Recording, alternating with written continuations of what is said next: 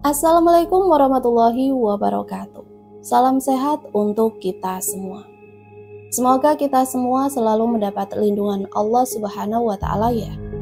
Diberikan nikmat sehatul afiat serta dimudahkan segala urusannya. Amin ya robbal alamin. Kesempatan kali ini Mimin akan membagikan satu cerita misteri. Seperti apa? Ceritanya, mari kita mulai.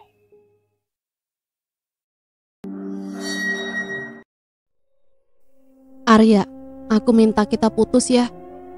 Ucapan Indi sore itu terpantul jelas di desau angin ladang yang kini mulai sepi. Hanya suara nyaring burung-burung dan juga desah batang sawi yang bergesekan, seolah ikut menyaksikan peristiwa yang tak pernah dibayangkan. Selama 6 tahun terakhir ini, Arya diam. Saat itu tangannya mengepal di sisi jaket kulit yang mulai pudar. Keringat dingin merembas di pelipisnya, meski matahari sudah condong ke barat. Nin, kamu tahu nggak sih Nin, hubungan kita tuh nggak cuma sebentar ya. Kita udah 6 tahun Nin, kita tumbuh bareng loh. Kita ini udah mimpiin masa depan, rumah kecil, dan yang lainnya Nin. Kamu nggak ingat? Nindi mengalihkan pandangannya, matanya mulai basah. Tapi ia tetap menggigit bibir, menahan suara gemetar. Justru karena itu, aku gak mau kamu makin berharap. Aku sayang sama kamu Arya, tapi orang tuaku, dia gak akan pernah nerima kamu. Kamu kan mantan napi. Ya apapun yang kamu lakukan sekarang, mereka tetap lihat kamu sebagai itu. Jadi maafkan aku ya Arya. Dan kamu juga lihat aku seperti itu.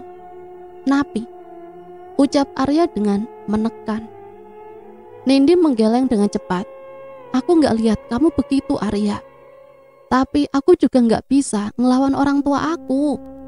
Kamu tahu sendiri kan, ayah kayak apa. Arya terdiam. Ia tahu benar siapa ayah Nindi. Pak Warsito. Dia bukan orang kaya, tapi pemilik tanah sawah dan kebun di kaki bukit desa. Orang-orang desa segan padanya. Satu omongannya saja bisa mengubah nasib seseorang. Dan Pak Warsito, ia sangat benci kriminal, apalagi perbuatan Arya di masa lalu. Padahal Arya sudah berusaha. Ia sudah keluar dari penjara 3 tahun lalu dan tak mau kembali ke dunia lama. Ia menjual motor sisa rampasan yang tersisa untuk modal kecil-kecilan. Sekarang ia punya kios kecil di pinggir jalan utama kecamatan. Namanya Kabut Malam. Omsetnya lumayan, walau kadang masih dicibir orang-orang desa. Tapi bagi Arya, semua ini demi satu, agar ia bisa diterima keluarga Nindi. Namun setelah hari ini, ternyata perjuangannya sia-sia. Kalau kamu nyerah sekarang, berarti semua yang aku lakuin ini gak ada artinya dong. Suara Arya rendah tapi dingin. Nindi menunduk mengusap air matanya diam-diam. Maaf Arya, maafin aku. Arya menatap kosong ke arah barisan sawi yang menguning. Kamu benar-benar mau menyerah? Aku gak nyangka ya Nin. Nindi tak menjawab. Ia berjalan cepat meninggalkan Arya yang berdiri kaku di tepi kebun, ditemani gemerisik air dan bayangan senja yang makin panjang. Keesokan harinya, Nindi pun kembali ke rutinitas menjadi kasir di kebun milik ayahnya. Walau tak ada bangunan permanen, kebun itu sudah berjalan seperti sistem. Ada belasan pekerja panen, ada pengepul dari luar kota, dan ia bertugas mencatat semua hasil timbangan seperti sawi, wortel, kol, dan kadang-kadang kentang yang ditanam di sudut lahan belakang. Ia duduk di kursi kayu dengan kalkulator, buku catatan, dan juga timbangan digital. Tangannya gesit mencatat berat hasil panen dan jumlah upah harian. Semua pekerja ayahnya menyukai Nindi karena ia teliti, sopan, dan juga tak pernah meremehkan siapapun. Namun pada hari itu, semua jadi terasa hambar. Matanya masih sembab, meski berusaha ditutupi oleh bedak tipis. Pikirannya terus ke Arya. 6 tahun, 6 lebaran. 6 kali mereka berbicara tentang rumah impian. Walau kadang hanya sambil duduk di emper warung kopi, tapi semua itu harus dikubur dalam-dalam. "Nin, ini timbanganku 23 kilo ya." Suara Pak Slamet memecah lamunan Nindi. Bapak tua langganan itu menyadarkannya. Iya Pak, bentar ya Pak." Nindi buru-buru mencatat, sementara Pak Warsito mengawasi dari jauh. Ia tahu anaknya sedang gundah, tapi dalam benaknya keputusan itu sudah mutlak.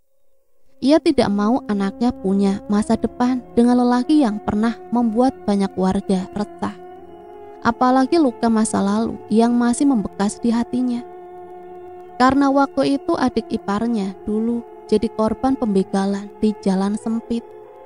Dan sejak saat itulah ia bersumpah tidak akan pernah mengizinkan anaknya dekat dengan siapapun yang punya masa lalu dengan kelam. Sementara di tempat lain, Arya duduk di dalam kiosnya. Kabut malam, hari itu sepi, padahal biasanya ramai. Hari ini tidak ada anak-anak muda yang nongkrong. Entah kenapa Arya benar-benar merasa kesepian. Kepalanya hanya bisa menunduk di atas meja. Arya pun hanya memikirkan langkah berikutnya. Ia ingin bicara sekali lagi dengan Pak Warsito. Bukan untuk merayu, tapi untuk membuktikan bahwa ia tak akan pernah kembali ke masa lalunya yang dulu. Namun ia tahu pintu rumah Pak Warsito bukanlah pintu biasa. Sekali salah langkah, namanya bisa dilenyapkan dari ingatan Nindi untuk selamanya. Beberapa hari berlalu, Nindi dan Arya pun kini sudah tak saling menghubungi. Tapi keduanya sama-sama tahu luka itu belum sembuh. Nindi berusaha terlihat sibuk, bahkan ikut membantu memetik sawi dan wortel bersama para buruh, hanya agar tak terlalu banyak duduk diam di meja kasir, yang membuat pikirannya melayang kepada Arya. Sementara Arya yang mulai mencoba menjual dagangannya keluar desa. Ia menitipkan barang ke beberapa warung di perbatasan dan menjalin relasi dengan komunitas motor legal yang kini mulai menjamur. Tujuannya cuma satu, ia ingin menunjukkan bahwa ia sudah benar-benar berubah. Sampai pada suatu sore, sebuah kejadian mengguncang desa. Anak dari kepala dusun mengalami kecelakaan kecil di jalan turunan dekat kebun Pak Warsito. Motornya selip karena jalan becek dan juga banyak yang licin. Kebetulan saat itu Arya sedang lewat. Ia menyadari motor itu oleng. Ia pun sigap menggantikan motornya, berlari dan menahan anak itu agar tidak jatuh ke jurang kecil di sisi kiri jalan. Semua itu disaksikan oleh 3 warga dan langsung menjadi buah bibir. Itu si Arya yang nolong. Padahal kan anak Pak RT dulu suka ngomong dia. Katanya dia tuh preman jalanan. Ternyata sekarang gak juga ya. Dia udah berubah. Ucapan-ucapan itu, berita itu pun cepat sampai ke telinga Pak Warsito. Tapi ia hanya diam, tak memberi komentar apa-apa. Nindi mendengarnya sore itu dari salah satu buruh yang baru pulang dari warung kopi. Dadanya bergetar, tangannya yang memegang pensil, mencatat hasil panen wortel tiba-tiba kaku. Ia tahu benar sifat dari Arya. Sekali ia peduli, tak akan memikirkan balas budi. Tapi bukan itu yang membuat Nindi jadi guncang. Yang membuatnya goyah adalah kenyataan bahwa hatinya belum selesai dengan Arya.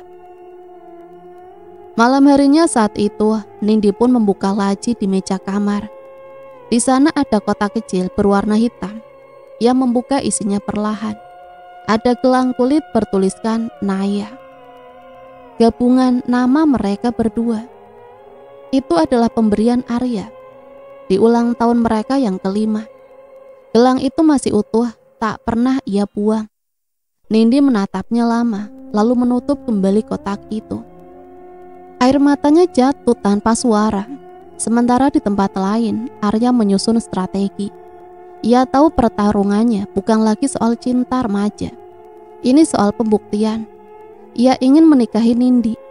Ia pun saat itu menatap layar ponselnya, membuka daftar nama pelanggan, lalu mengetik satu pesan singkat kepada sahabatnya, Yuga. Bro, besok sore kumpul ya. Aku mau rapiin bisnis nih. Mau lebih besar. Aku butuh partner yang mau bareng-bareng jalan lurus. Yoga pun membalas dengan cepat. Siap, kamu mau bikin apa emangnya? Arya mengetik cepat. Toko cabang, dan aku butuh waktu untuk beresin nama aku. Ya bukan buat siapa-siapa sih, buat aku sendiri. Dan kalau bisa ya buat Nindi lah, biar aku bisa nikah dan dapat restunya. Oke, siap, ditunggu ya. Dan pagi berikutnya, suasana kebun lebih ramai dari biasanya. Kini truk besar dari kota datang lebih awal untuk mengambil hasil panen. Nindi pun sibuk menghitung dan mencatat semua jumlah yang keluar.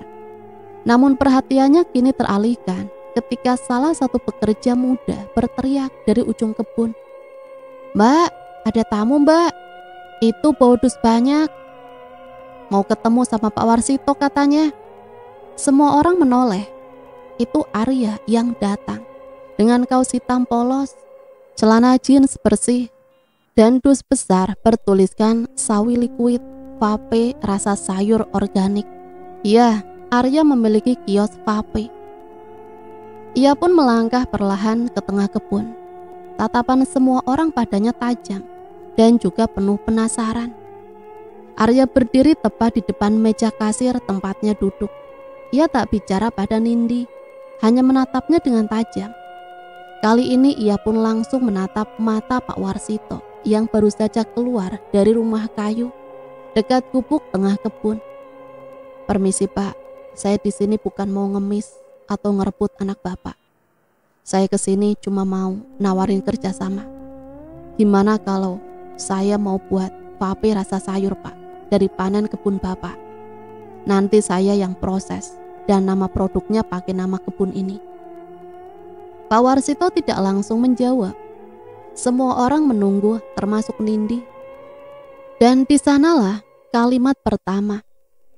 Berikutnya akan menentukan apakah masa lalunya akan terus menghantui atau masa depannya baru saja dimulai. Tapi hari itu Pak Warsito belum memberikan jawaban. Ya udah, nanti biar kupikirkan dulu. Udah sana pergi. Usir Pak Warsito saat itu. Nindi yang melihatnya pun benar-benar merasa kasihan. Ternyata selama ini ayahnya masih belum bisa menerima kehadiran Arya dengan baik. Singkat cerita, 2 hari setelah Arya berdiri membawa kotak-kotak produknya di tengah kebun, jawaban itu pun akhirnya datang dari Pak Warsito. Dan ia datang bukan dalam bentuk kata-kata halus atau pertimbangan bijak seorang bapak, tapi seperti cambuk yang menghantam harga dirinya bulat-bulat. Enggak, sepertinya aku enggak mau kerja sama dengan orang kotor kayak kamu. Ya udah, pergi sana. Itu ucapan Pak Warsito. Diucapkan sambil berdiri di depan meja timbang dengan mata seluruh pekerja tertuju pada Arya yang masih berdiri dengan kedua tangan menggenggam kertas itu. Arya tak membalas, tak ada kalimat, tak ada tanya. Ia hanya diam, namun rahangnya mengeras dan jemarinya menggigil menahan ledakan marah di dada. Ia sudah menyiapkan diri untuk kemungkinan ditolak, tapi tidak dengan cara sekejam itu. Silahkan, bawa pulang daganganmu ini. Jangan datang lagi ke kebunku. Aku nggak mau ya lihat wajah kotormu itu, tambah Pak Warsito. Sebelum berbalik, Arya pun sendirian di tengah ladang. Ia memandangnya dengan kejam, hingga kali itu Pak Warsito meninggalkannya dengan langit mendung dan awan seperti ikut menyerap kesedihan dari Arya. Tak lama setelah itu, saat Arya baru saja menyalakan motornya, ponsel di saku celananya bergetar. Nama itu muncul di layar. Dia adalah Nindi. Arya, aku tahu tadi ayah nolak kamu. Aku minta maaf ya. Aku benar-benar minta maaf. Suara Nindi lirih dari seberang dan ada nada menahan tangis di balik kalimat pendek itu. Arya tak langsung menjawab. Deru angin yang melintas di ladang seperti menunda nafasnya. Setelah menarik nafas dalam, ia pun berkata, "Nggak usah minta maaf lah Nin, nggak apa-apa kok. Ayahmu kan udah bilang yang sebenarnya dari awal. Dan aku juga kan emang kotor. Ya udahlah. Tapi aku belum bilang yang semuanya ke kamu." Suara Nindi pelan seperti ketakutan. "Maksud kamu apa, Nin?" Aku pengen ketemu sama kamu. Bisa ketemu sekarang. Aku gak tahan ngomong ini di telepon. Aku butuh lihat kamu," kata Nindi dengan suara terbata. Arya butuh waktu beberapa detik sebelum mengangguk, meski tak bisa terlihat saat itu. "Ya udah, aku ke depan rumahmu ya, tapi gak sampai masuk." Kini mereka pun bertemu di jalan kecil beberapa puluh meter dari rumah Nindi. Di bawah pohon trambesi tua, tempat mereka sering duduk waktu SMA. Nindi berdiri di sana dengan kaos putih longgar dan celana panjang kusut kebun. Wajahnya letih, tapi matanya menyimpan tanda yang dalam. Aku nggak tahu harus mulai dari mana," katanya saat Arya berhenti di depannya, mematikan mesin motornya. "Ya udah Nin, ngomong aja. Kamu ngomong mulai dari yang paling penting." Nindi menggigit bibir bawahnya sebelum berkata, Ayahku menjodohkanku sama anak temannya, namanya Wawan." Arya diam saat itu. Ia memejamkan mata sejenak. "Jadi dia orang kota, keluarganya juga punya banyak tanah, banyak usaha. Aku baru tahu tadi siang. Dan katanya mereka udah mau lamaran bulan depan. Tapi aku gak pernah setuju." Arya menatapnya dengan lekat. "Kenapa kamu baru bilang sekarang sih?" "Aku bingung. Aku takut kamu makin sakit hati. Tapi tadi aku tahu waktu kamu ditolak kayak gitu. Kamu gak pantas diperlakukan kayak gitu. Aku yang salah."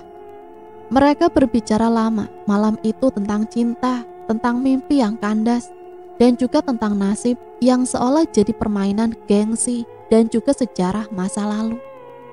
Dan saat Arya mengantar Nindi pulang, mereka tak bicara sepanjang jalan, hanya ditemani suara mesin motor dan sesekali angin malam yang dingin menyentuh wajah mereka.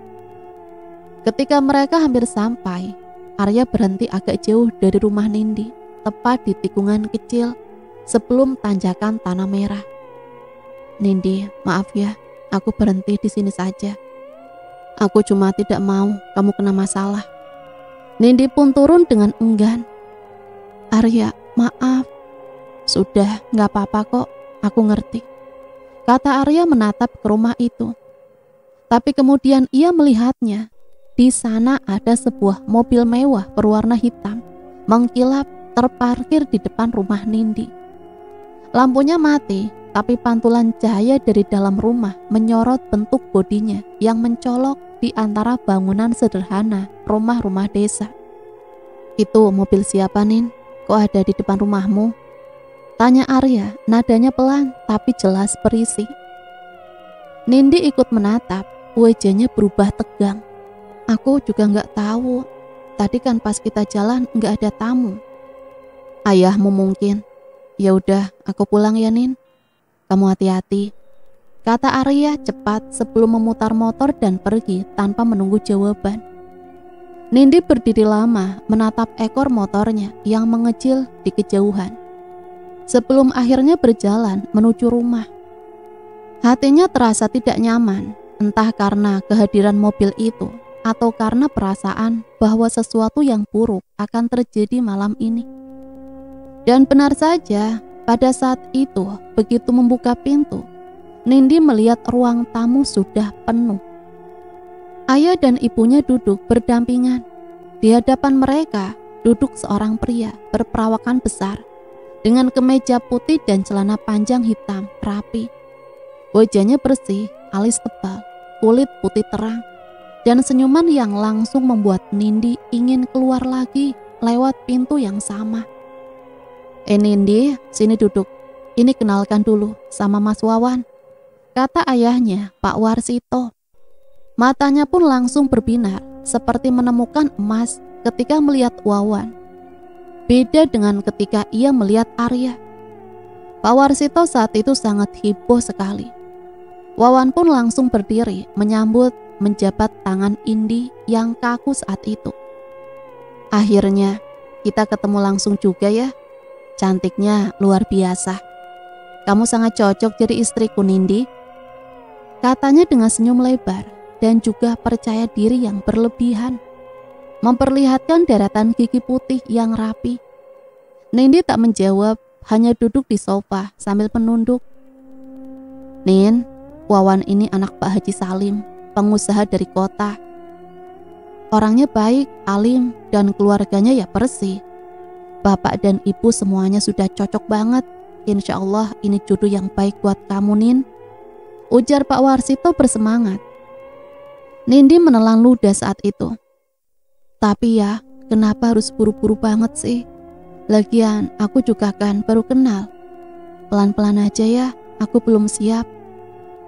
Boleh aku kenal dulu aja? Pak Warsito terdiam sejenak, lalu tertawa kecil. Ya sudahlah, kenal dulu nggak apa-apa. Tapi jangan lama-lama ya. Soalnya keluarga Pak Haji itu udah setuju. Mereka ini orang-orang yang terhormat loh, Nin. Dari darah yang baik, tahu agama, tahu tata krama. Berbedalah sama si itu. Ia pun tak melanjutkan, tapi semua di ruangan itu tahu kemana arah kalimat itu. Nindi pun mengepalkan tangan di atas lututnya. Wawan tertawa kecil, lalu bersandar dengan santai.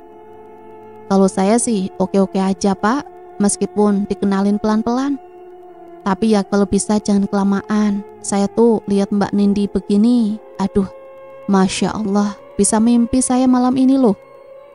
Udah gak tahan pingin nikah. Kalimat itu justru membuat Nindi menegakkan punggung. Ia merasa ilfil. Matanya pun memandang tajam Wawan. Tapi pria itu hanya tertawa dengan geli. Pak Warsito juga ikut tertawa. Namanya juga laki-laki, Nin. Gimana, udah cocok apa belum?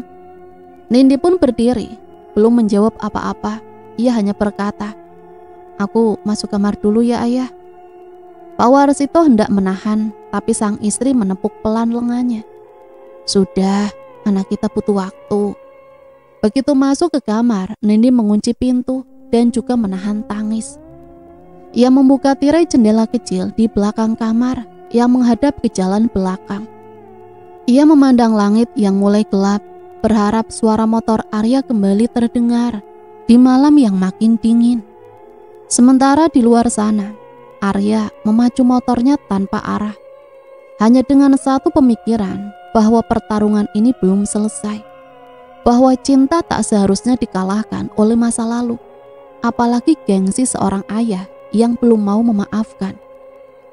Malam itu pun belum berakhir dan jalan mereka masih panjang. Ini di luar, Wawan dan juga ayahnya, Pak Haji Salim. Ia benar-benar menekan kepada Pak Warsito. Jika ia tidak mau menunggu lama, kini ia pun hanya diberi waktu 2 minggu untuk memutuskan. Jika tidak, maka perjodohan ini akan dibatalkan. Dan itu artinya Pak Warsito akan kehilangan besan yang benar-benar kaya. Besan yang benar-benar diimpikan dan juga diidam-idamkan oleh dia. Namun di sisi lain, Nindi benar-benar tak memiliki perasaan apapun kepada dia. Karena segala rasa cintanya sudah jatuh kepada hati dari Arya. Kini hari itu selepas pertemuan mengerikan yang terjadi 2 malam sebelumnya. Suasana rumah Pak Warsito menjadi hambar. Nindi yang biasanya membantu mencatat hasil panen dan ikut menemani tamu-tamu yang datang ke rumah, ini lebih sering mengurung diri di kamar. Ia nyaris tak bicara dengan siapapun, terutama dengan ayahnya yang tiap hari terus menagih satu hal, yaitu kesediaannya menikah dengan Wawan. Nin, kamu tuh udah umur 25 loh. Perempuan gak bisa terus milih. Hidup itu kadang terus ngalah, harus realistis, ucap Pak Warsito suatu pagi sambil meneguk teh pahitnya. Nindi hanya duduk di ruang makan, mengaduk bubur yang tak disentuhnya sedikit pun. Yang penting orangnya baik, keluarga terhormat, kamu hidup terjamin, apa kurangnya? Ia tetap diam, tidak menjawab, tidak juga mengangguk. Tapi dari caranya menatap kosong ke dinding dapur, semua orang tahu hatinya tidak di sana. Di sisi lain, ibunya, Bu Narsih, mulai menunjukkan ketidaksenangannya pada sikap Pak Warsito. Perempuan itu memang tak banyak bicara, tapi tiap kali melihat wajah putrinya yang sembab, hatinya ikut hancur. Pak, kadang anak perempuan itu cuma butuh didengar, bukan diperintah, ujar Bu Narsih kepada Pak Warsito, suaminya, suatu malam ketika mereka berdua duduk di balai bambu. Kalau anakmu masih terus mikirin si Arya, bisa-bisa nanti malah jadi aib tahu. Mending kita cepet-cepet aja, biar gak ada celah dia main hati lagi, ujar Pak Warsito ketus, tak mengubah posisi duduknya. Tapi kalau dia gak mau, gimana Pak? Bahagia itu kan bisa dicari setelah menikah. Dan kalimat itu jadi palu yang terus menghantam hati Nindi tiap kali teringat. Ini 2 hari menjelang batas waktu yang disepakati oleh keluarga Pak Haji Salim. Nindi pun semakin sesak. Ia tahu kalau lewat hari itu dan ia tak memberi jawaban, maka keluarga Wawan akan mundur, tapi juga akan mempermalukan nama keluarganya karena menganggap lamaran digantung. Pagi itu tanpa banyak pikir, ia naik ojek ke kios Arya. Tak peduli apa kata orang, tak peduli siapa yang melihat. Arya yang sedang membersihkan rak ketika Nindi muncul di depan pintu, langsung menatapnya dengan heran. Gadis itu berdiri dengan rambut diikat seadanya, mata merah dan juga tangan gemetar. Arya, aku gak kuat Arya, aku gak kuat, ucap Nindi lirih sebelum tiba-tiba menunduk dan menangis sesegukan, membuat Arya menjadi panik. Arya pun buru-buru menutup pintu rolling dan menarik Nindi duduk di kursi plastik. Ia mengambil air putih lalu menyerahkannya. Tapi Nindi tetap menangis dengan suara lirih yang menyayat. Aku gak mau nikah, aku gak kenal dia, aku takut. Aku cuma mau hidup tenang. Tapi ayah terus maksa. Bahkan dia bilang nanti malu kalau keluarga Arya batalin, seolah aku ini cuma alat tukar. Arya menunduk, tangannya mengepal di paha. Hatinya sesak melihat Nindi seperti itu. Tapi ia juga bingung harus berkata apa. Lalu dalam 1 detik, emosi yang entah datang dari mana, ia bicara dengan cepat. Nindi, kalau gitu kita lakuin aja sesuatu biar kamu gak bisa nikah sama dia. Kamu tahu kan, kalau kamu udah kena sama aku, ayahmu pasti batalin dan aku pasti disuruh tanggung jawab kan. Nindi pun langsung berhenti menangis, matanya melebar, wajahnya pucat seperti disengat listrik. Apa maksud kamu? Arya menelan ludah, tapi sudah terlanjur. Ya, kita tidur bareng aja sekalian, biar kamu punya alasan kuat. Dan ayahmu gak bakal mau kamu dinikahin kalau udah kayak gitu. Kita anggap aja ini buat masa depan kita. Aku siap tanggung jawab, Nin. Dan tanpa apa-apa, tamparan keras mendarat di pipi Arya. Nindi berdiri, tubuhnya gemetar, matanya penuh amarah dan juga kecewa. Aku kesini bukan buat ditawarin seperti itu, Arya. Arya memegang pipinya, tak membalas. Ia tahu ia salah, tapi pikirannya saat itu memang pendek. Panik, ingin segera menyelamatkan Nindi dengan cara apapun. Aku kira kamu ngerti ya Arya. Aku kira kamu beda dari yang lain, tapi kamu sama aja. Lihat tubuh perempuan sebagai jalan keluar. Nin, aku minta maaf Nindi. Aku gak berpikir. Aku cuma takut kehilangan kamu, Nin. Aku cuma mikir itu satu-satunya cara. Tapi kita nggak bisa pakai dosa buat nyelamatin masa depan kita, Arya. Ini bukan cinta. Ia pun keluar dari kios tanpa menoleh lagi. Dan kali ini Arya hanya bisa menatap bayangan punggungnya yang makin menjauh dengan luka di wajah dan di dada. Sementara itu di rumah keluarga Wawan, situasi sudah mulai berubah. Wawan yang dari awal memang ingin cepat-cepat menikah, tiba-tiba berubah pikiran ketika mendengar cerita bahwa Nindi belum memberi keputusan sampai sekarang. Aku mau nikah minggu depan aja, langsung. Gak usah nunggu jawaban dia. Kita langsung tentuin tanggal aja. Datangin keluarga mereka, udah selesai. Haji Salim kaget, tapi ia tersenyum puas. Nah gitu dong, lelaki sejati itu gak nunggu bola. Biarin aja dia nangis-nangis nanti. Pokoknya aku yang dapat dia duluan. Habis itu terserah, kata Wawan dengan tawa kecil yang membuat ibunya hanya geleng-geleng pelan. Ketika keluarga Nindi mendengar kabar itu, Pak Warsito sempat kaget. Tapi bukannya menghentikan, ia justru semakin yakin untuk mempercepat semuanya. Ya sudahlah, lebih cepat, lebih baik. Jangan buat kesempatan anak itu. Si Arya buat bikin ribut. Nindi pun menolak bicara. Hanya diam di kamar. Sementara ibunya berkali-kali mencoba masuk dan bicara baik-baik. Tapi Nindi hanya menjawab, "Bu, kalau aku harus nurut, aku nurut. Tapi jangan paksa aku bahagia ya." Air mata Bu Narsi tak bisa dibendung. Ia peluk putrinya erat tanpa bisa berkata apa-apa lagi. Dan akhirnya hari itu datang juga. Tenda pun sudah berdiri di halaman rumah, kursi berjejer rapi. Keluarga besar Wawan mulai berdatangan. Bahkan rombongan perias pengantin dari kota pun sudah bersiap di ruang tengah. Nindi didandani dengan kebaya putih, wajahnya dirias begitu cantik, tapi matanya kosong, seperti tak ada jiwa. Sementara di luar rumah, tamu mulai berdatangan.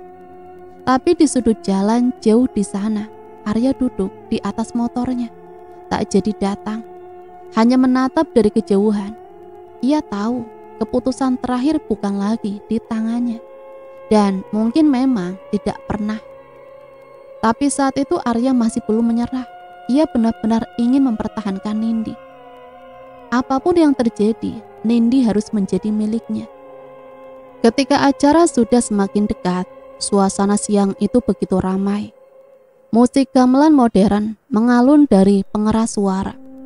Para tamu berjejer menyambut, sebagian sibuk berfoto di dekorasi bunga plastik berbentuk hati, dan ibu-ibu kampung berdandan mencolok dengan lipstik mencolok dan baju pesta yang hanya dipakai setahun sekali.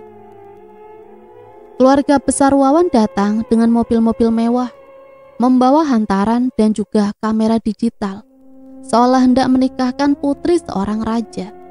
Sementara ayah dari Nindi, Pak Warsito, ia berseri-seri menyambut tamu di teras mengenakan beskap coklat dengan kain batik dan juga belangkon. Sementara Bu Narsi hanya duduk menunduk, hatinya berdebar tak tentu arah. Ia benar-benar bisa merasakan perasaan dari anaknya, Nindi. Di sisi lain di dalam kamar, Nindi hanya duduk kaku di depan cermin. Wajahnya dirias sempurna, mata lentik, bibir merah. Tapi dari tatapannya yang kosong, semua orang tahu ini bukan pengantin. Ini bukan pengantin bahagia. "Mbak, dikit lagi ya mbak, ini tinggal jilbabnya kita rapihin," ujar pria sambil membetulkan jarum di kerudung satin putih. Nindi hanya mengangguk, lehernya terasa berat, dada seperti dipenuhi udara mati yang enggan keluar. Pada waktu itu tiba-tiba dari arah luar terdengar suara gaduh, suara teriakan, panik, dan piring-piring jatuh. Jeritan tamu perempuan yang berhamburan saat itu. Tak lama kemudian, suara kaki-kaki berbulu terdengar menghantam tanah. "Astagfirullahaladzim, itu kambing. Itu kambing dapat dari mana? Kambing segitu banyaknya. Mbak, itu dari mana? Ya ampun Gusti." Sesi acara berubah jadi kekacauan. Seekor kambing putih loncat ke atas meja makan. Seekor lagi menginjak tumpukan besek nasi, yang lain mengendus bunga dekorasi. Domba-domba berbulu gimbal itu menabrak kursi, menjatuhkan gelas. Bahkan salah satu di antaranya ada yang buang hajat tepat di depan pelaminan. Semua acara kacau karena banyaknya domba-domba yang datang ke acara pernikahan itu. Orang-orang panik, anak-anak berteriak. Para tamu berhamburan untuk menyelamatkan diri. Dan keluarga Wawan, ia berdiri kebingungan, tak tahu dari mana datangnya hewan ternak itu semua. Kesempatan itu datang begitu saja. Di tengah kekacauan itu, seorang laki-laki berjaket hitam, mengenakan caping lebar dan masker petani yang menutupi hampir seluruh wajah, masuk ke dalam rumah Nindi saat itu. Langkahnya cepat, sigap, dan langsung menuju kamar pengantin. Tak ada yang curiga karena semua orang saat itu sibuk mengejar kambing. Bahkan saat itu mereka tidak peduli dengan orang-orang yang mulai lalu lalang berlarian. Pintu kamar terbuka perlahan. Nindi pun menoleh cepat saat itu. Kamu siapa? Siapa? Tanpa sepatah kata, laki-laki itu menghampirinya, menarik tangannya dengan kuat. Nindi pun terkejut, refleks berteriak. Tapi suara gaduh di luar membuat tak ada yang mendengar. Lepaskan aku. Kamu siapa? Nin, ini aku Arya. Nindi mendadak diam saat itu. Matanya membelalak. Tangannya masih dipegang, tapi kini tak melawan. Degup jantungnya melonjak. Wajah itu, meskipun tertutup, ia kenal dari cara bicaranya, dari cara menggenggam, dan dari cara menariknya. Aku gak bisa lihat kamu nikah sama dia, Nin. Aku gak bisa lihat kamu sama orang lain, apalagi nikah bukan sama aku. Ayo ikut aku, Nin. Cepat sekarang, ayo. Enggak, ini gila, Arya, ini gila. Nindi, aku tahu kamu gak cinta sama Wawan kan? Makanya aku ingin bawa kamu. Ayo, Nin. Enggak, Arya, ini gila. Nindi menatapnya sebentar saat itu. 1 detik, 2 detik. Dan lalu ia mengangguk. Mereka keluar lewat pintu belakang rumah, melompati pagar bambu kecil, melewati lorong sempit di antara kandang ayam dan juga pohon pisang. Sampai ke mobil tua warna hijau lumut yang terparkir agak jauh dari keramaian. Arya membuka pintu, membantu Nindi masuk meski kebaya putih itu sempit dan tersangkut di pintu. Setelah semua aman, Arya pun naik ke kursi sopir, menyalakan mesin dan mereka melaju menjauh dari pesta, dari pelaminan yang sedang ada di situ. Arya benar-benar membawa Nindi pergi. Sementara itu di depan rumah, Wawan kebingungan. Ia yang baru keluar dari kamar ganti mengenakan jas warna gading dan peci hitam bludru ketika ibunya datang dengan wajah panik. Wan, Nindi mana, Wan? Nindi mana? Kok nggak ada di kamarnya, Wan? Perias pengantin melapor bahwa Nindi tiba-tiba tak ada di kamar. Semua orang langsung geger. Pak Warsito pun berteriak. Hah? Di mana tuh anak? Ayo cari anak saya cepat. Wawan pun yang murka membanting pecinya ke tanah. Kurang ajar, siapa yang berani? Salah satu tamu menyebut nama yang membuat darahnya mendidih. Tadi kayaknya ada orang yang masuk ke kamarnya Nindi, Pak. Orangnya tuh pakai pakaian tertutup, tapi dilihat-lihat itu mirip Arya. Tapi aku juga nggak yakin, masa Arya tiba-tiba datang, Pak. Wawan pun langsung menendang meja terdekat. Berani-beraninya dia. Malam ini juga akan aku cari. Aku babat habis tuh orang. Hari pun mulai menjelang senja. Namun acara pernikahan berubah jadi pencarian besar-besaran. Warga kampung ikut menyisir jalan, kebun dan juga ladang. Tapi jejak Nindi tak ditemukan. Hari bahagia itu benar-benar menjadi hari memalukan bagi keluarga Wawan. Karena pihak perempuan tiba-tiba melarikan diri dengan mantan kekasihnya. Sementara di dalam mobil, Nindi duduk terdiam, masih mengenakan kebaya lengkap. Arya tak bicara. Ia hanya fokus menyetir, membawa mereka ke arah luar kota menuju penginapan kecil yang pernah mereka kunjungi dulu saat libur di daerah pegunungan. Jalanan sepi, suara radio pelan dan angin senja mulai merambat masuk lewat jendela. Nindi menatap keluar. Kamu tahu gak sih, ini tuh bisa bikin kita dua-duanya celaka tahu. Arya menoleh sebentar. Lebih baik kita celaka berdua daripada kamu menderita sendirian. Aku gak mau kamu dimiliki oleh orang lain. Kalau bukan sama aku, lebih baik kita pergi bersama saja sampai maut memisahkan kita. Arya, kamu ngomong apa sih?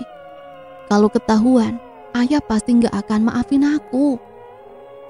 Aku juga gak yakin bakal bisa hidup setenang ini habis ini. Tapi setidaknya kita masih bisa milih Nindi. Nindi terdiam, air matanya jatuh diam-diam. Ia tahu hidup setelah ini tak akan mudah. Tapi saat ini menggenggam tangan Arya yang sedang memegang kemudi, ia merasa sedikit lebih kuat. Sementara itu malam semakin larut. Pesta itu telah menjadi kekacauan. Dan dari semua yang kehilangan, hanya satu yang ditemukan, bahwa cinta jika tak diberi jalan akan mencari jalannya sendiri, meski lewat kawasan kambing dan tangan yang nekat. Di sisi lain saat itu, suasana rumah Pak Warsito berubah muram sejak kejadian itu. Tenda pesta pun sudah dibongkar, pelaminan dibongkar paksa, dan makanan yang tidak sempat disajikan dibagikan seadanya ke tetangga. Tapi bukan karena kemurahan hati, melainkan karena rasa malu. Malu yang merembas ke setiap sudut rumah dan menyebar ke jalan-jalan kampung lewat bisik-bisik pedas para tetangga. Keluarga besar Wawan pun pulang dengan wajah merah padam. Mereka merasa dipermalukan habis-habisan oleh keluarga Pak Warsito. Sementara Pak Haji Salim, ia menggebrak meja sebelum pamit. Berkata keras-keras di depan semua orang yang masih tersisa di halaman. Memalukan. Anakmu sudah menghancurkan nama baik keluarga kami, Warsito. Kami ini dari kota.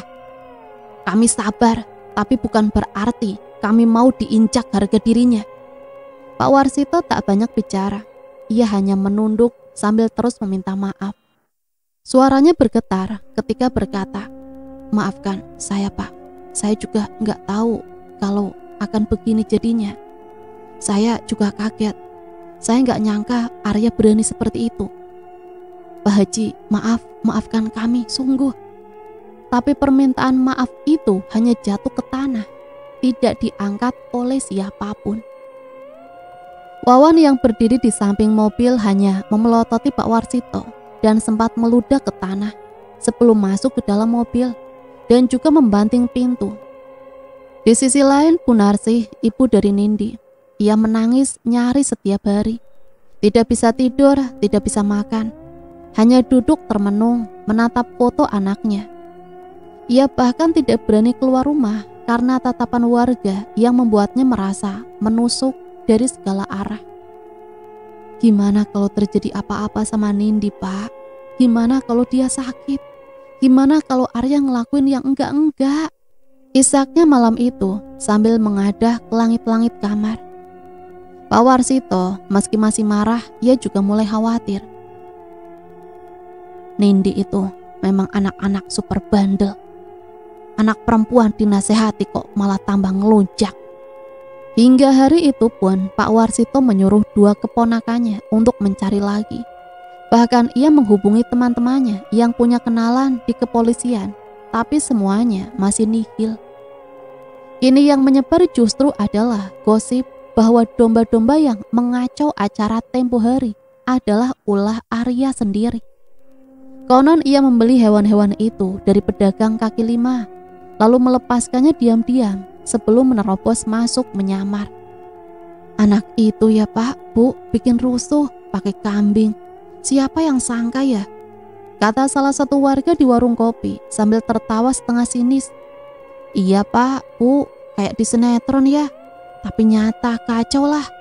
Yang saya dengar ya Pak, katanya si Nindi tuh gak cinta sama si Wawan. Ya Pak Warsitonya aja yang kekeh. Pengen banget jodohin anaknya. Tahu-tahu anaknya udah punya pacar. Ya jadinya gitulah Pak, Bu. Singkat cerita, sementara itu di sebuah penginapan kecil di pinggir kota. Di sana Nindi duduk di atas ranjang. Ia masih mengenakan daster pinjaman dari pengurus hotel. Sementara kebaya pengantinnya tergantung kaku di balik pintu kamar. Matanya sembab, wajahnya lelah. Sudah 2 malam ia tidur dengan rasa bersalah dan makin menggumpal di dada. Ia rindu ibunya, rindu masakan sederhana yang biasa ia keluhkan.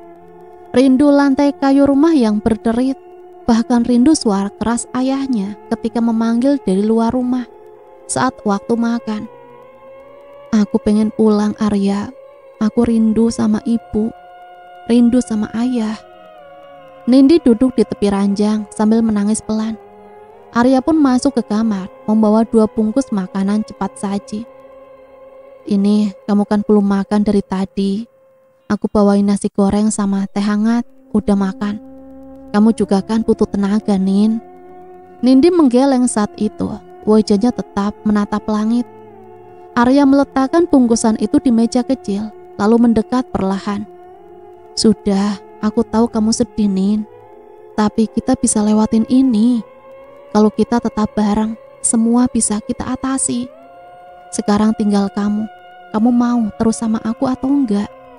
Nindi menoleh pelan saat itu, matanya sayu.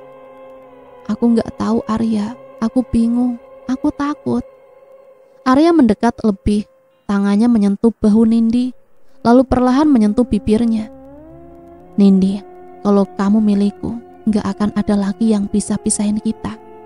Kita bisa mulai semua dari awal, Nin. Dimanapun, aku janji, apalagi dengan uang dari orang tuaku, aku janji bisa nafkain kamu. Apapun yang kamu mau, aku turutin, Nin. Nindi hanya diam, hanya menatap Arya yang perlahan mulai mencondongkan tubuhnya. Arya, jangan Arya. Nin, aku cinta kamu, Nin. Udah cukup kita disiksa. Aku cuma pengen kita jadi satu. Sekarang tangan Arya mulai menyentuh lengan Nindi, naik perlahan ke tengkuk. Nafasnya pun mulai cepat. Matanya menatap tajam, bukan lagi seperti Arya yang sabar. Ada nafas yang memburu, seperti amarah yang diselubungi gairah yang menakutkan. Arya, kamu mau ngapain? Jangan macem-macem Arya, tolong jangan sekarang. Tapi Arya tak mendengar. Ia justru menarik tubuh Nindi di pelukannya. Ia pun mulai melakukan adegan-adegan yang mengerikan, mencium dan juga mengusap punggungnya. Dan detik itu juga Nindi menampar wajah Arya sekuat tenaga. Hentikan Arya! Arya terhuyung saat itu. Tangannya menyentuh bibirnya yang memerah. Tatapannya kosong saat itu. Aku kesini bukan buat dijadiin pelarianmu Arya. Aku juga pengen lari dari pernikahan yang aku gak mau. Tapi bukan berarti buat kamu manfaatin tubuhku Arya. Gila kamu ya. Arya berdiri, tubuhnya tegang. Jadi kamu pikir aku kayak mereka? Aku gak tahu lagi Arya. Siapa kamu sekarang? Suasana menjadi dingin, senyap. Hanya suara kipas angin di langit-langit yang terus berputar saat itu. Nindi pun berdiri menghindar dari pelukannya, lalu mengambil jaket kecilnya dan berdiri di pojok ruangan. Arya tak berkata apa-apa, kepalanya tertunduk, nafasnya berat. Ia tahu batas sudah dilampaui. Dan di malam yang sepi ini, mereka berdua duduk jauh di ujung masing-masing. Tak ada lagi genggaman, tak ada lagi pelukan, tak ada kalimat cinta. Yang tersisa hanya ruang kosong di antara mereka, yang semakin besar dan mungkin tak akan bisa disambung kembali. Singkatnya pada malam itu, di kamar penginapan terasa pengap, penuh udara yang menggantung di antara 2 orang yang tak lagi bicara. Arya duduk di kursi, tubuhnya sudah lelah, wajahnya kusut, dan botol minuman keras setengah kosong tergenggam di tangannya. Di atas meja beberapa bungkus obat penenang yang dibelinya dari apotik, ditelan begitu saja tanpa aturan. Hanya untuk tenang, katanya pada diri sendiri. Nindi tertidur di ranjang, wajahnya lelah karena terlalu banyak menangis. terlalu banyak diam. Jaket kecilnya masih menutupi tubuhnya yang bergetar karena kipas angin. Ia ingin pulang. Ia sudah bilang sejak sore, tapi Arya bilang, "Besok saja, Nin, malam ini aja dulu. Istirahat aja lah. Aku gak akan ganggu." Tapi ternyata malam itu Arya kehilangan kendali. 6 tahun ia berjuang, 6 tahun ia membangun harapan. Tapi yang didapat hanya hinaan, tolak restu, dan kini perempuan yang paling dicintainya malah ingin pergi dari kehidupannya. Ketika jam sudah menunjukkan lewat tengah malam, Arya pun berdiri, menatap Nindi yang sudah tertidur. Pandangannya kabur karena efek bir. Tubuhnya goyah karena minuman yang ditegaknya habis-habisan. Dalam pikirannya yang tak lagi waras, ia merasa dunia sudah mengkhianatinya. Cinta yang ia jaga berubah jadi beban. Perjuangan berubah jadi amarah. Dan ia merasa hanya dengan memiliki Nindi sepenuhnya, semuanya bisa dibayar lunas. Ia melangkah pelan, duduk di sisi ranjang, menatap wajah perempuan itu yang begitu damai. Dan justru itu yang membuatnya semakin terpuruk. Tapi sebelum ia bertindak, Nindi membuka mata. Ia pun refleks. Ia mundur. Nindi terbangun karena merasa ada yang aneh saat itu. Matanya menyipit lalu terbelalak ketika melihat Arya sudah melakukan tindakan keji padanya. Arya hanya duduk di tepi ranjang saat itu dengan nafas beratnya. Mata merah dan aroma alkohol yang menusuk. Ia benar-benar sudah puas melampiaskan semuanya. "Arya, kamu ngapain? Kamu ngapain, Arya?" Arya tak menjawab, tangannya bergetar. Matanya menatap Nindi dengan tatapan kosong dan juga putus asa. Wajahnya menegang saat itu. "Aku mau pulang, Arya, aku mau pulang," ucap Nindi saat itu. Benar-benar suaranya dengan tangisan akibat perbuatan yang telah dilakukan oleh Arya. "Tolong Arya, aku gak kuat lagi di sini." "Nin, jangan pergi dulu lah, Nin. Aku gak bisa sendirian. Aku udah nyerahin semuanya buat kamu, Nin," ucap Arya dengan suara yang memang benar-benar sudah mabuk. Nindi perlahan bangkit dari ranjang, tubuhnya gemetar. "Arya, kamu butuh istirahat. Kamu harus sadar, Arya. Ini udah kelewatan." Arya pun mendekat, membuat Nindi mundur ke dinding. Tapi saat tangannya hampir menyentuh Nindi, perempuan itu langsung mendorongnya. "Jangan sentuh aku lagi, Arya. Jangan sentuh aku lagi." Arya terhuyung jatuh ke lantai. Pandangannya kabur, kepalanya berdenyut. Nindi tak menunggu waktu lama. Ia pun langsung meraih tas kecilnya, membanting pintu kamar, dan berlari keluar dari penginapan itu tanpa alas kaki, dengan nafas tercekat dan air mata membanjiri wajah. Udara malam dingin menusuk kulitnya, tapi rasa takut dan luka batin jauh lebih dingin dari itu. Ia pun akhirnya berlari tanpa arah, menyusuri jalanan gelap, berharap ada siapapun yang bisa menolongnya.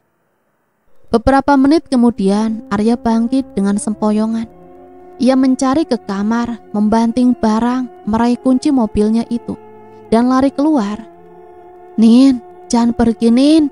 Sini, Nindi," teriaknya. Suaranya pecah di malam yang sunyi itu. Ia pun masuk ke mobil, menginjak gas tanpa sadar. Kepalanya pening, pikirannya kacau, matanya kabur. Mulutnya menggumam hal-hal yang tak jelas, dan jantungnya berdetak terlalu cepat. Sementara itu Nindi berlari di pinggir jalan, mencoba menyetop kendaraan, dan tak ada satupun yang lewat saat itu. Ia menoleh ke belakang, dan di kejauhan lampu mobil Arya terlihat. Ia panik, takut, dan mencoba menepi. Tapi saat itu Arya yang sudah kehilangan kesadaran, refleksnya salah menginjak pedal. Ia ingin rem, tapi yang diinjak justru gas. Mobil itu pun melesat cepat, dan dalam hitungan detik saja, suara dentuman keras mengoyak gelapnya malam. Tubuh Nindi terpelanting ke pinggir jalan, menghantam tanah dengan keras. Nindi, wanita yang telah dipakai oleh mantan pacarnya, kini tergeletak dengan mengerikan. Arya pun seketika sadar, matanya terbelalak. Ia keluar dari mobil dengan lutut lemas, menjerit sejadi-jadinya. Dan ketika melihat tubuh Nindi tergeletak di aspal, darahnya mulai mengalir dari kepalanya. Dan mata perempuan itu pun sudah menatap kosong, tak bernyawa.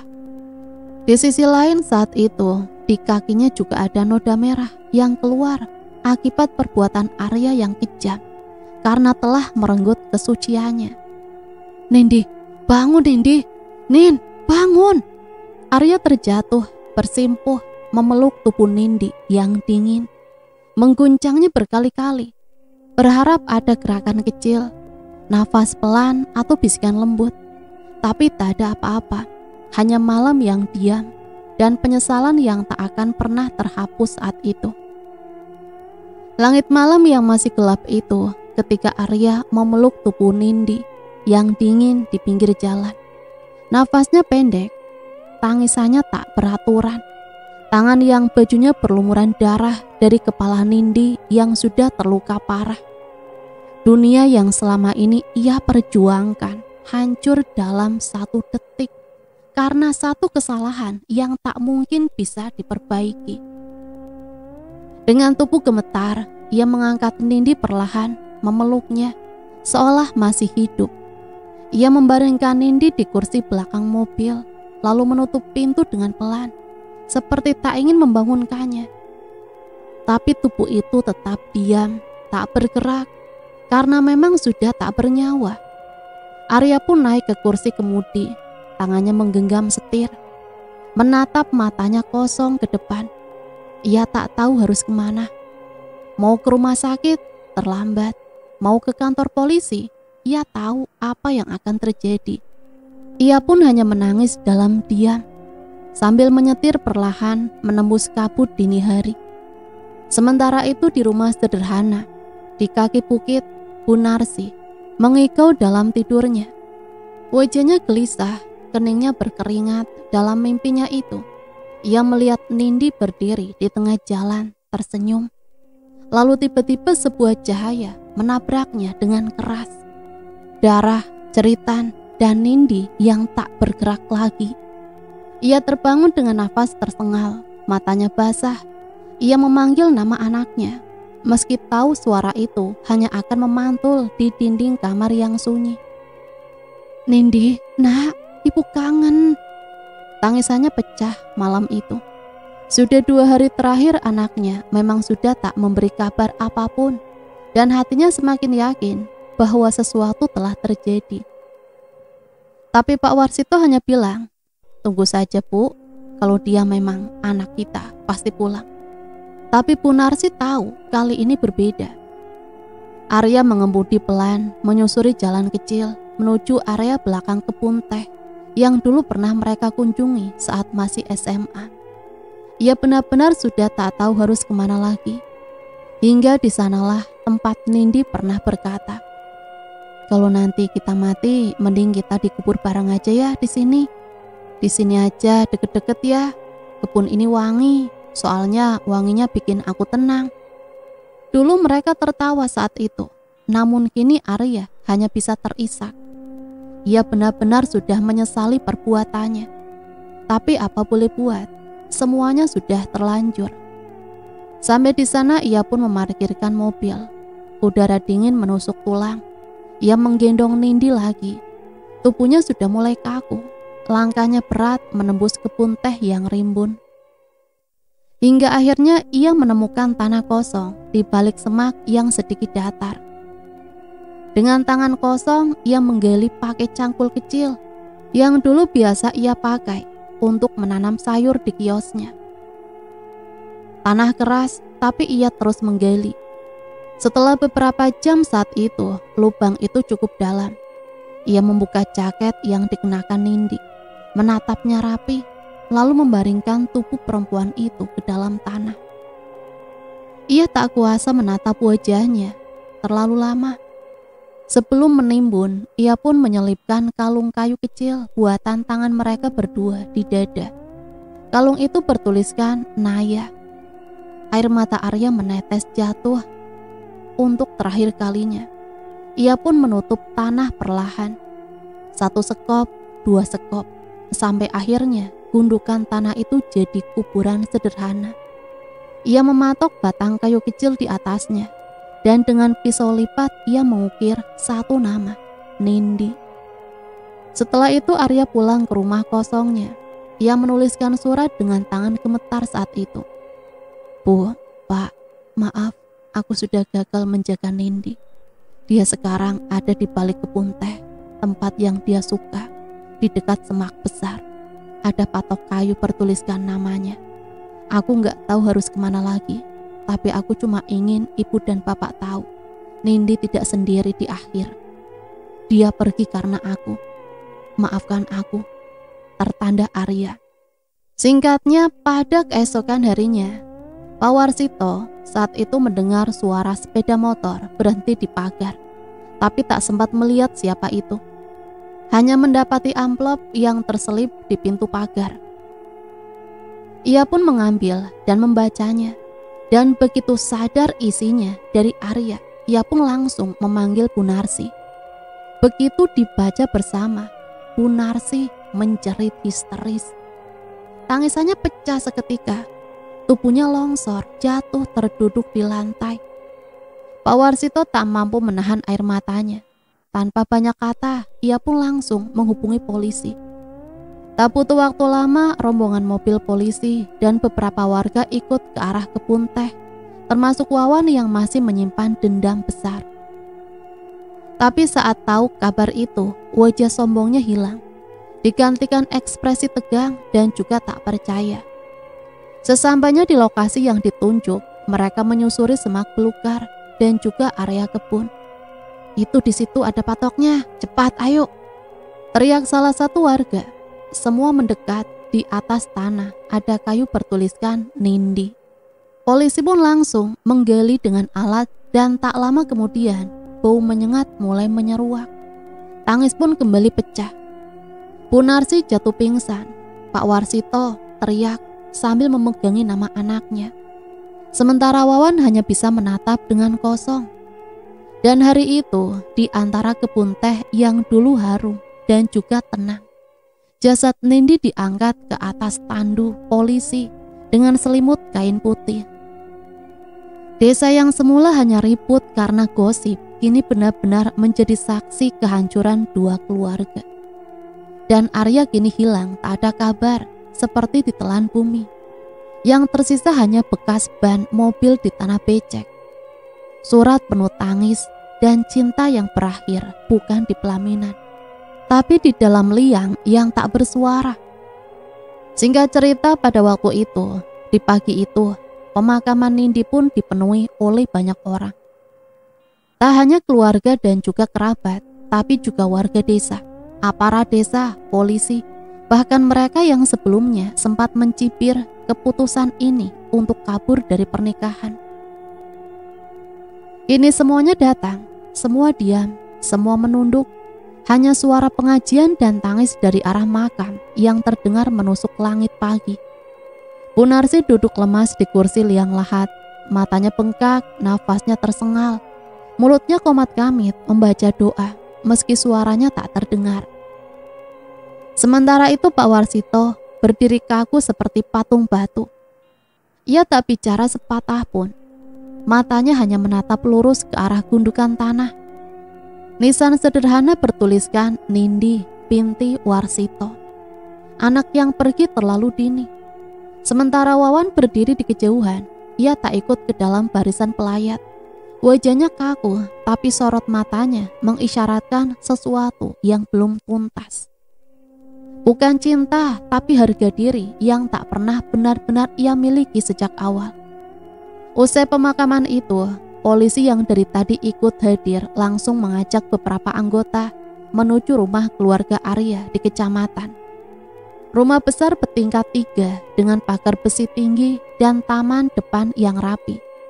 Dulu rumah itu jadi buah bibir warga karena kemewahannya. Tapi hari itu, rumah itu kini jadi lokasi keributan. Permisi, kami dari kepolisian. Kami mencari Arya. Di mana dia? Jangan coba-coba sembunyikan. cepat," ucap salah satu petugas di depan pagar dengan suara yang keras. Beberapa pembantu pun keluar dengan wajah panik. Tak lama orang tua Arya, Pak Budi dan Bu Mira, yang muncul dari balik pintu utama. Keduanya mengenakan pakaian tidur dan wajah bingung bercampur cemas. "Saya nggak tahu ya Pak, karena kami juga lagi cari dia. Kami sudah lama nggak lihat dia Pak. Kenapa Bapak datang tiba-tiba dengan menuduh seperti itu, berteriak-teriak keras di rumah orang? Dia itu sudah tinggal sendiri Pak. Kami juga bahkan udah jarang komunikasi Pak," ujar Pak Budi dengan cepat. Ia juga tersulut emosi karena polisi datang dengan marah-marah. "Memangnya kapan terakhir kali kalian lihat dia?" "Ya, kira-kira sekitar 2 minggu lalu." Belum sempat mereka lanjut bicara, tiba-tiba dari arah jalan depan rumah, seseorang berlari sambil terengah dan wajahnya panik. Itu adalah Yoga, sahabat Arya, yang juga bekerja dengannya di toko HP-nya. Pak, tolong Arya Pak, tolong dia Pak." "Ada apa ini? Arya kenapa? Dia di mana?" Dia gantung diri Pak, di kiosnya Pak." Semua yang ada di halaman rumah sontak terkejut. Bu Mira menjerit dan langsung jatuh pingsan. Pak Budi langsung gemetar memegang pagar besi seolah dunia berputar cepat. Polisi pun langsung bergerak cepat membawa mobil patroli menuju toko vape tempat Arya yang hanya berjarak sekitar 2 km dari rumah besar itu. Ketika sampai di sana, pintu toko tertutup rapat, tapi ada kunci cadangan yang disimpan juga. Saat pintu dibuka, bau tajam langsung menyergap. Di bagian belakang toko yang gelap, tubuh Arya tergantung dengan tali. Kursi plastik pun terjatuh di bawahnya. Di meja dekat kasir ada selembar kertas bertuliskan tangan. "Maaf Bu, Pak, aku gagal jadi manusia. Nindi, kalau dia hidup, kita tidak bisa bersama. Mungkin kematian ini bisa menyatukan kita." Ibu dari Arya pun langsung menangis saat itu. Petugas menurunkan jasad Arya perlahan. Yoga hanya bisa menangis keras, menggenggam kusen pintu sambil berteriak nama sahabatnya. Singkat cerita, pada keesokan harinya, kini Bu Narsi hanya duduk di ruang tengah rumahnya saat itu. Ia hanya memeluk foto Nindi kecil. Air matanya tak kunjung berhenti. Tapi kali ini bukan hanya karena kesedihan kehilangan anak, melainkan karena kesadaran baru yang menghantam jiwanya, bahwa mungkin saja semua ini tidak akan terjadi. Andai sedikit saja hati suaminya itu melunak untuk memberikan restu kepada Arya. "Kamu tahu nggak Pak, semua ini karena kamu terlalu keras Pak. Kamu yang bikin mereka mati. Lihat kita kehilangan anak satu-satunya. Ini semua gara-gara kamu. Kamu yang egois. Kamu hanya memikirkan kaya." Suara Bu Narsi gemetar tapi tegas. Pak Warsito menoleh pelan. Wajahnya bergetar tapi tak ada bantahan, tak ada amarah. Yang ada hanya penyesalan. Dan satu tetes air mata jatuh dari sudut matanya. Dan pada hari itu, jenazah Arya pun dikuburkan di tempat berbeda. Tapi hati-hati mereka yang masih hidup sama-sama terkubur di dalam lubang rasa bersalah yang dalam. Tak ada lagi dendam, tak ada lagi restu yang ditunggu. Yang tersisa hanya satu pelajaran hidup, bahwa cinta yang disangkal bisa berakhir bukan dalam pelukan, tapi dalam pemakaman. Dan sementara jika kita sebagai orang tua tidak memberi restu, maka bisa saja itu menjadi sebuah kutukan. Karena yang akan menjalani hidup yang mereka, anak-anak kita, bukan kita lagi, melainkan mereka sendiri. Kini masalah itu pun sudah terselesaikan. Tidak ada hubungan bagi Arya, karena Arya sudah dihukum lebih dulu oleh perbuatannya sendiri. Kini kedua orang tua dari Arya hanya memberikan beberapa tanggung jawab uang kepada keluarga dari Nindi. Sementara di sisi lain, Wawan dan juga keluarganya ini benar-benar sudah tak kelihatan di desa itu lagi. Mereka hanya fokus pada keluarga mereka dan melupakan semua yang telah terjadi di desa itu. Dan cerita selesai sampai di sini. Semoga cerita ini bisa menemani hari-hari teman-teman semua ya. Sampai di sini Mimin pamit undur diri, mohon maaf apabila banyak salah kata. Sampai berjumpa kembali di cerita-cerita misteri selanjutnya. Matur nuwun, wassalamualaikum warahmatullahi wabarakatuh.